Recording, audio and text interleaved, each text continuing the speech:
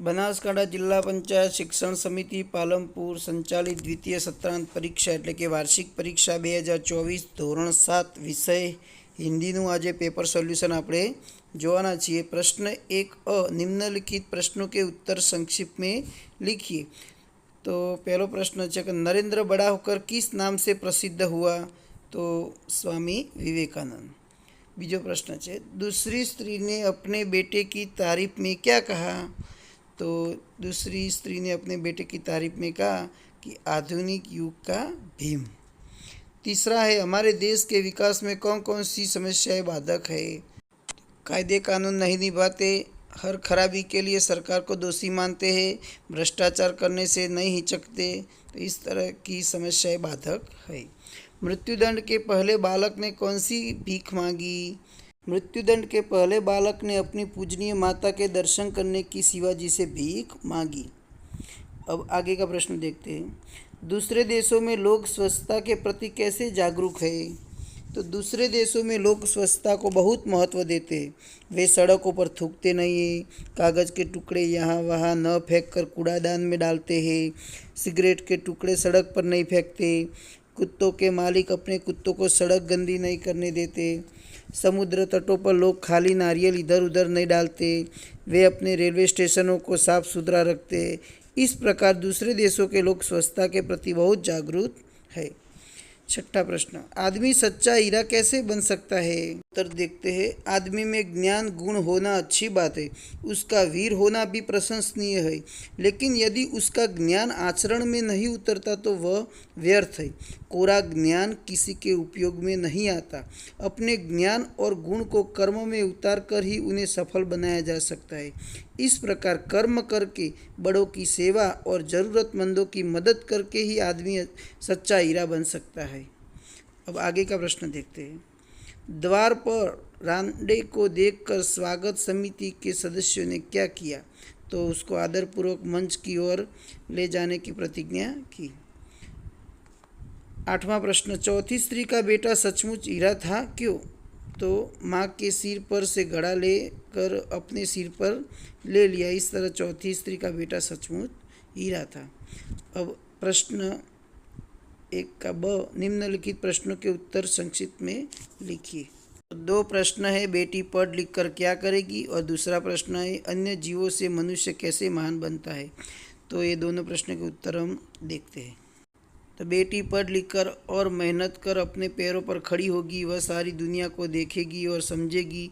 इस तरह बेटी आगे बढ़ेगी और दुनिया को दिखा देगी कि वह किसी भी बात में किसी से कम नहीं है। अन्य जीवों से मनुष्य महान कैसे है? तो मनुष्य के पास अन्य जीवों की अपेक्षा सोचने समझने की विशेष बुद्धि है। इसी बुद्धि के द्वारा उसने अनोखे आविष्कार किए हैं। मनुष्य को वाणी का वरदान मिला है, उसके पास भाषा की शक्ति है। इसके बल पर उसने सभ्यता और संस्कृति का विकास किया है। इस प्रकार मनुष्य अन्य जीवों की अपेक्षा महान है। प्रश्न 2, नीचे दी गई काव्य पंक्तियों का भावार्थ लिखिए। पढ़ूंगी, लिखूंगी, मैं मेहनत करूंगी, अपने पांव चलकर मैं दुनिया को देखूंगी, दुनिया को देखूंगी, मैं दुनिया को समझूंगी, बेटी हूँ मैं।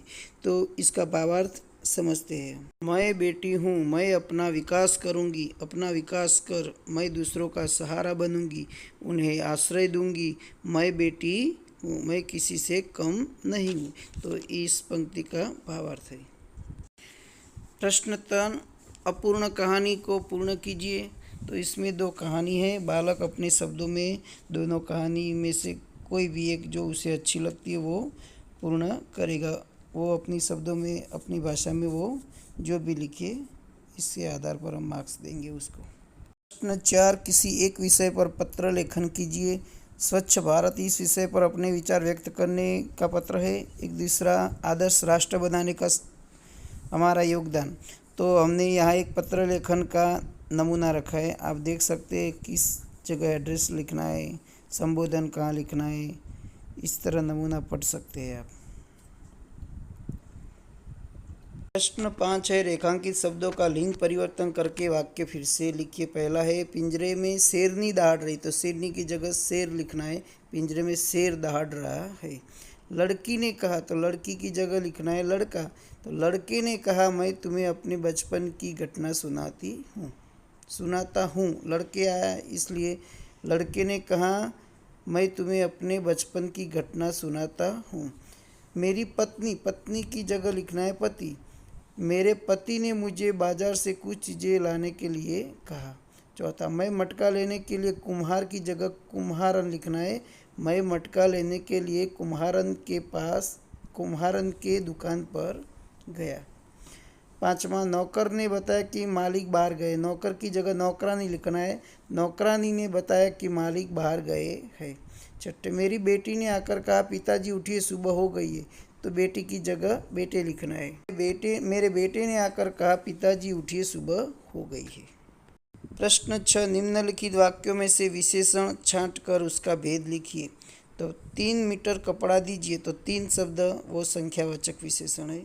दूसरा, आस्था ने चाय में थोड़ी सी चीनी डाली, तो थोड़ी सी शब्द है, तो उसको हम बोलेंगे परिमाणवाचक विशेषण। आगे देखते हैं, ज़्यादा चॉकलेट खाना हानिकारक है, तो उसको हम बोलेंगे अनिश्चित संख्यावाचक विशेषण। यह फूल कितना सुंदर है, तो कितना वो सार्वनामिक विशेषण है। वे लड़के दौड़ रहे हैं, तो वो भी सार्वनामिक विशेषण है। प्रश्न 7, निम्नलिखित वाक्यों में से क्रियापद छांटकर उसका काल बताइए। हम हिंदी सीखते हैं, तो सीखते वर्तमान काल है। चूहे उछल कूद कर रहे, तो उछल कूद कर रहे थे भूतकाल। तीसरा, मैं बाजार जाता हूँ, तो वर्तमान काल। चौथा, हम पहले सूरत में रहते थे भूतकाल।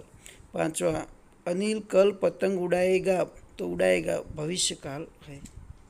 प्रश्न 8, दिए गए परिच्छेद का मातृभाषा में अनुवाद करके लिखिए। तो एक फकरा दिया हुआ है, उसका हमें मातृभाषा में अनुवाद करना है। तो चलो देखते हैं। पुत्र, जे रीते તું તારી માતાના દુઃખથી દુઃખી થઈને વ્યાકુળ થઈ રહ્યો છે, તેવી રીતે હું પણ દુઃખી છું.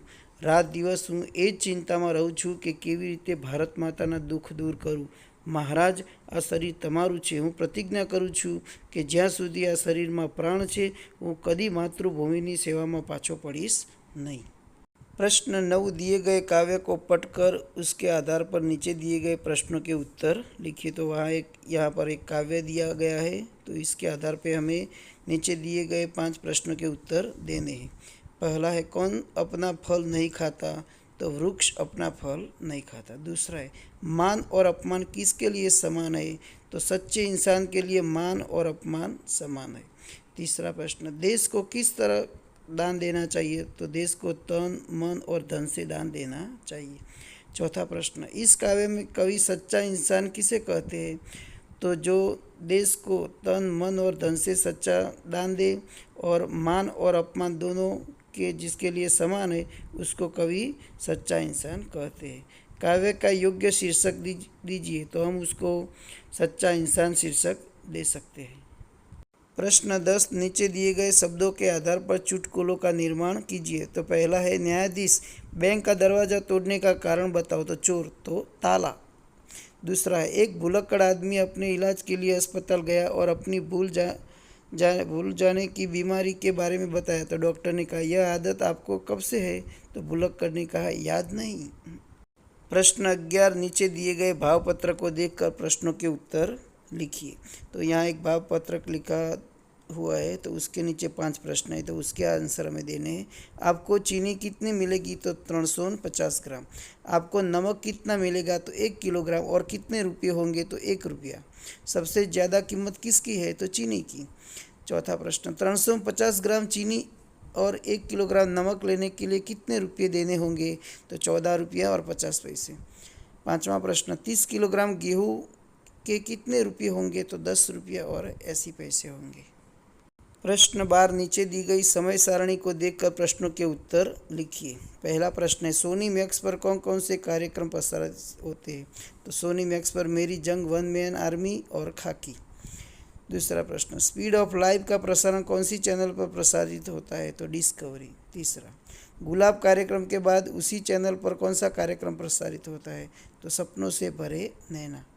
चौथा, सोनी मैक्स पर 11 बजे कौन सा कार्यक्रम प्रसारित होता है, तो खाकी।